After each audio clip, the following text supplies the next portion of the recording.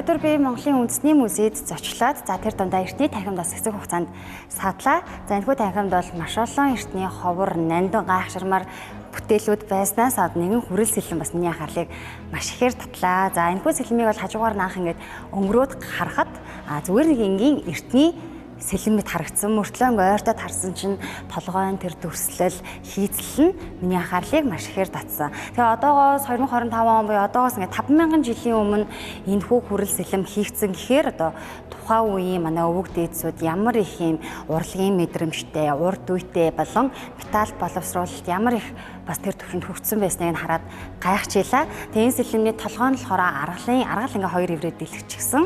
Тэгээд ингээ маш нарийн хийцлэлтэй ингээ тэрүүгээр нь ингээ нэг газар байршуулад орхиж болох үз юм шиг юм бас одоогийн инновацийг шингээж өгсөн юм шиг бас санагдчихлаа. Монголын түүх соёлын өвийг илтгэх чухал эд өлөг, амьтдын загварт урлагийн гайхамшигт бүтээл, аргалын толгойд хүрэл сэлэм. Судлаачдын үзэж байгаагаар ийм төрлийн бариултай сэлэм чинжаална. Нийтийн тооллын өмнөх 2 дугаар мянганы 2 дугаар хагас буюу 3500 орчим жилийн өмнө Төв Азийн бүс нутагт хэрэглэгдэж байжээ. Харин ийм нарийн хийцтэй, уран баримлын чанартай зэвсэг Монгол нутаг болон хөрш орнуудад маш ховор олддог байна. За тэгээ өнөөдөр Монголын үндэсний музейд зочилсноороо бас тухайн үеийн 50000 жилийн өмнө хүрэл зэвсгийн үе ямар их хүчтэй байсан бэ? Тухайн үеийн орчууд ямар их тийм гарын урд үе сайтай, металл боловсруулалт ямар өндөр түвшинд бас байсныг хараад гайхчихлаа. Тэгээ залуу хүний хувьд бас маш их бахархах сэтгэл төржилаа.